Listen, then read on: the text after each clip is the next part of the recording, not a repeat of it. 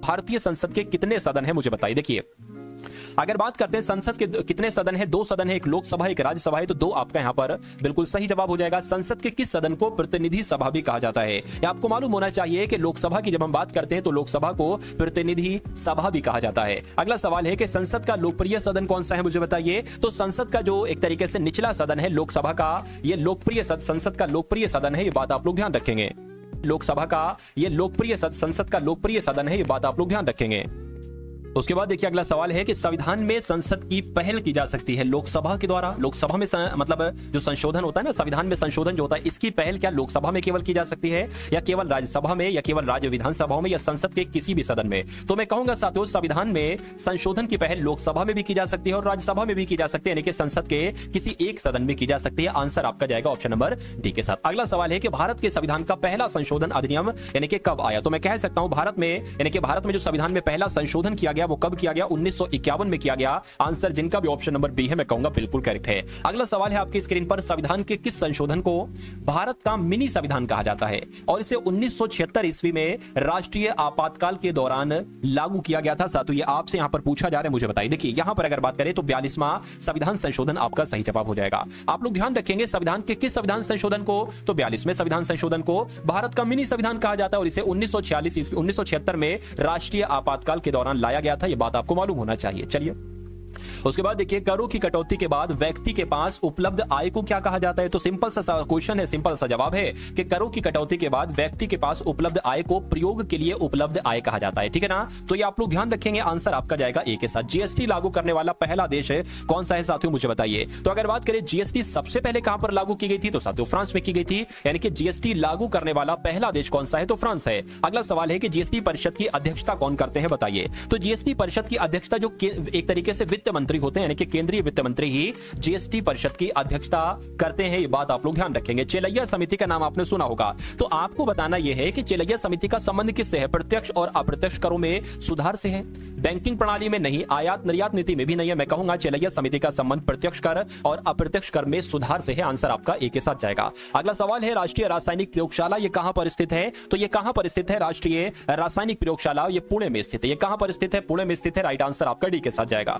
Neutron की खोज साथियों किसके द्वारा की गई थी? तो न्यूट्रॉन की अगर बात करें तो चैडविक के द्वारा ही न्यूट्रॉन की खोज की गई थी, जिनका भी आंसर ए मैं कहूंगा बिल्कुल करेक्ट है। एटम बम का आविष्कार किसने किया था मुझे बताइए। साथियों अगर पूरी जीके की बात करते हैं तो पूरे जीके में एक ऐसा टॉपिक नहीं जहां से क्वेश्चंस ना लिया हो, यानी कि हर एक टॉपिक को टच करती हुई निकलेगी ये क्लास। अगर मेरा मानना है कि इस क्लास को आप देख लेते हैं तो बहुत सारे आपको डिक्टो आपके एग्जाम में सवाल देखने को मिलेंगे। तो क्वेश्चन नंबर 1 से लेकर क्वेश्चन नंबर 100 तक आप लोग देखिएगा, इन प्रश्नों को तैयार कीजिएगा और अपने एग्जाम को बहुत अच्छे तरीके से फतेह कीजिएगा। ठीक है ना? तो साथियों कुल मिला कि अगर आपने इस वीडियो को लाइक नहीं किया है तो वीडियो को लाइक कर दीजिए। भाई यही तो मेरा ईंधन है और यही आपकी गुरु दक्षिणा है, यही हमारी गुरु दक्षिणा है। तो अगर आप वीडियो को लाइक करते हैं तो मुझे अच्छा लगेगा और अच्छा लगेगा तो फिर लोग लाइक किया कर दिया करो साथियों, बिना कहे ये काम। तो चलिए एटम बम की अगर बात करते हैं साथियों, इसका आविष्कार किसके द्वारा किया गया? रॉबर्ट जे ओपेनहीमर के द्वारा ही एटम बम का आविष्कार किया गया था। कंप्यूटर प्रोग्राम में जो एरर होती है इसको क्या कहा जाता है? देखिए कंप्यूटर प्रोग्राम की अगर बात करें, इसमें जो एरर का मतलब है गलती, इसको क्या कहा जाता है कंप्यूटर की भाषा में? इसको बग कहा जाता है। आप लोग ध्यान रखें क्या कहा जाता है? बग कहा जाता है।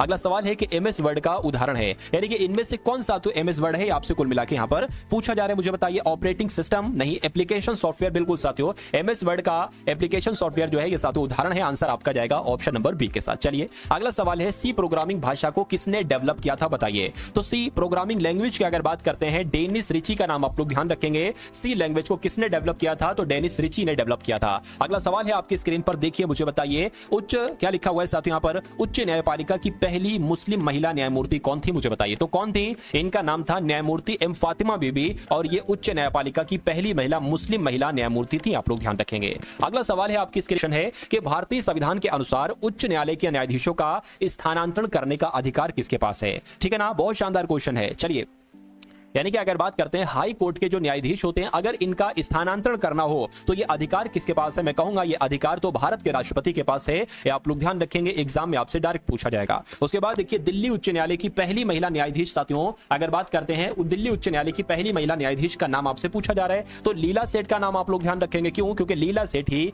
दिल्ली हाई कोर्ट की पहली महिला न्यायाधीश बनी थी। संविधान के किस अनुच्छेद के अंतर्गत लोकसभा के बारे में उल्लेख है? तो अगर बात करते हैं अनुच्छेद 81 की तो आप लोग ध्यान रखेंगे लोकसभा के बारे में कौन सा अनुच्छेद कहता है? तो अनुच्छेद 81 ही लोकसभा के संबंध में कहता है। लोकसभा को संसद के किस सदन के रूप में जाना जाता है? तो अगर बात करें साथियों, देखिए राज्यसभा को एक तरीके से ऊपरी सदन कहा जाता है, उच्च सदन कहा जाता है, लेकिन लोकसभा के राज्यसभा को उच्च सदन कहा जाता है और लोकसभा को निम्न सदन कहा जाता है। तो ये दोनों बातें आप लोग ध्यान रखेंगे। नेक्स्ट नंबर का सवाल है कि भारत के संविधान में निर्धारित किए गए लोकसभा में सदस्यों की संख्या अधिकतम कितनी हो सकती है? तो कितनी हो सकती है? मैं कहूंगा 552 ये अधिकतम संख्या हो सकती है। ये आप लोग ध्यान रखेंगे। आंसर जिनका भी ऑप्शन नंबर डी है बिल्कुल करेक्ट है। सवाल को ध्यान से पढ़िएगा। सवाल के अनुसार भारत के संविधान में निर्धारित किए गए लोकसभा में सदस्यों की अधिकतम संख्या पूछी जा रही है। साथियों अगर ऐसा सवाल आएगा तो 552 ही आपको बतलाना है। भारत में एकल नागरिकता का सिद्धांत कहां से लिया गया है? तो सिंपल सा साथियों जवाब सवाल है और सिंपल सा आपका जवाब है क्या? इंग्लैंड से लिया गया। यानी कि जो एकल नागरिकता है ये प्रावधान कहां से लिया गया है? तो इंग्लैंड के संविधान से लिया गया है। किस देश में दोहरी नागरिकता का सिद्धांत स्वीकार किया गया है? तो किस देश की बात चल रही है? अमेरिका देश की बात चल रही है। अमेरिका देश में दोहरी नागरिकता का सिद्धांत स्वीकार है। उसके बाद देखिए दोहरी नागरिकता किसकी विशेषता है मुझे बताइए। दोहरी नागरिकता की अगर बात करें ये संघीय सरकार की विशेषता है। ये भी आप लोग कहीं